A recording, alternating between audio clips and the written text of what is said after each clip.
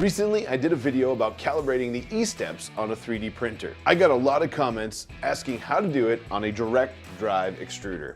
Today, that's what we're gonna do. I'm Jim, and this is the Edge of Tech. Calibrating your Esteps is a very important part to getting your 3D printer dialed in. Most of the videos you can find out there show it being done with a Bowden drive system, just like this video right here. But today I'm going to show you how to do it with a direct drive extruder, and I'm going to be using the Ender 3S1 Pro to demonstrate that. So I'm going to make this pretty quick and easy for you. Let's do it. First, let's heat up our printer to 210 degrees. And if you don't already have filament loaded, push filament in the top of the extruder and push it out so it starts coming out the bottom. Now this next part's a little bit tricky. You want to take a millimeter ruler or a caliper, and you want to hold it right at the top of your extruder and come up to 100 millimeters. Mark that with a Sharpie right at 100 millimeters. And what you should end up with is, it's very hard to see on camera, but there's a Sharpie mark right at 100 millimeters right there. Then what you want to do is measure that again at 120 millimeters. So there's about 120 millimeters right here. We'll measure it again. So we have one at 100 millimeters here, one at 120 millimeters there, and you should end up with filament with two black marks right here from your Sharpie. Kind of hard to see that on the camera, but I promise they're there.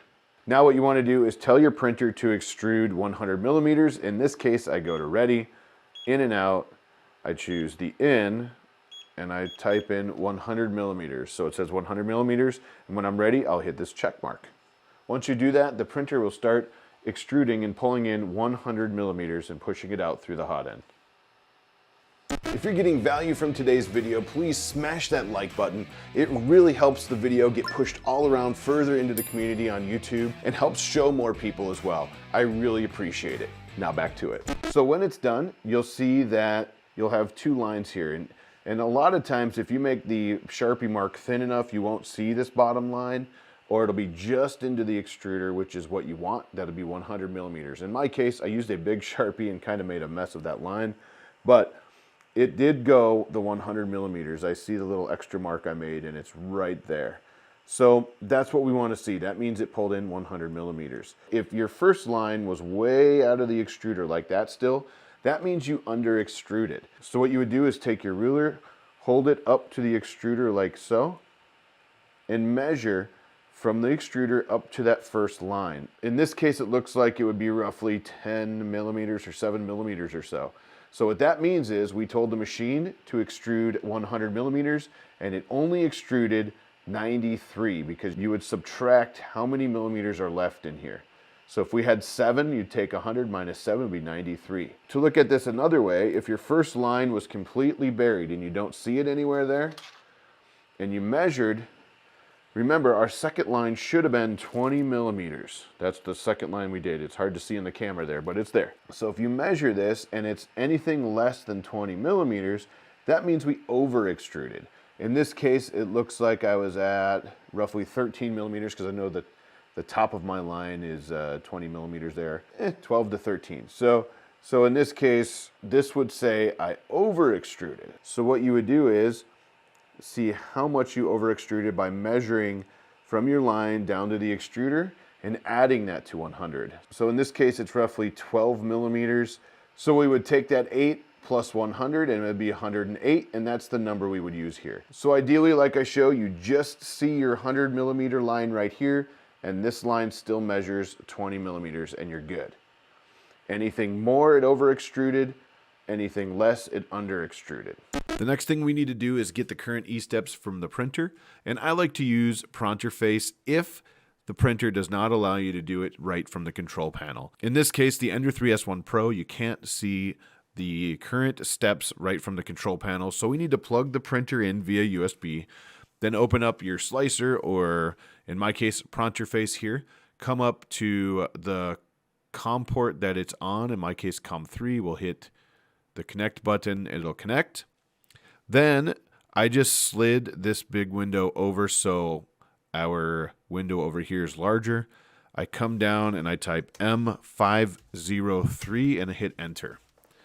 When I do that, what we need to look for is the line right here that says M92 and then a bunch of numbers. In this case, we're looking for the E.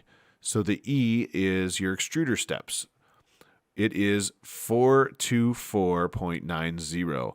So our extruder steps on this direct drive extruder are 424.90. Now that we have the current E-steps, we want to pop on to the TH3D Easy Calculator version 1.1. This is a website. The link will be in the description below. And we need to enter our current E-steps right here. In our case, I believe it was 424.90. Then what we need to do is enter the actual extruded length. When we measured, we were on at 100. You may not be, but in our case, we were. So we'll just put 100, and if you come down here, it'll give you the new value that you should be using. So for argument's sake in this video, if you got maybe 95 E-steps, you found that it under extruded, you would enter 95, and it would give you a brand new value. In this case, 447.26. Maybe you over extruded and you got 105 instead of 100. Then you get 404.67. Either way, it's going to give you your brand new E-step value right here. In our case, we didn't get anything different, so we're going to use 100, and that'll be 424.90, just like we got. Now, if you notice down here, it'll show you the new M92 command that we need to use in our case because we cannot do this straight from the control panel. If we need to do this from the control panel, you just go into the control panel, cycle over to where you can find your E-steps, program them, and then save it.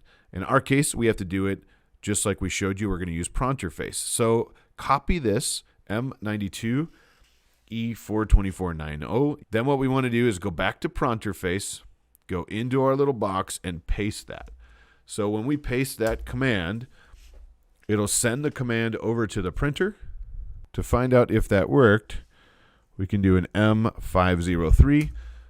And when you find that line that says M92 on it, right here, look for your E number. It will tell you if you've programmed it or not. So in our case, we stuck with the 424.90. If yours changed, it'll have a new number right here. And the last thing you want to do, if you change your extruder steps, is to make sure you save it. If we go back to TH3D's website, right here it says what we want to do is save to the EEPROM by sending M500 after using the above command. So in prompter face, you would just type M500, hit OK, and it's stored. Settings stored. After you saved your settings or put these into the control panel on the printer and saved them, you're good. That's all you have to do. Your E-steps are now updated. All said and done, once your printer's heated up, this should only take roughly 10 minutes to do the whole process.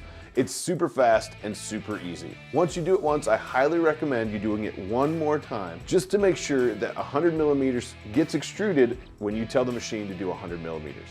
If not, run the numbers one more time and make that adjustment, and just check it again when you're done. Let me know in the comments what you think of that TH3D calculator site. I think it's awesome. The less math that I have to do, the better, and it really makes the process like this super easy.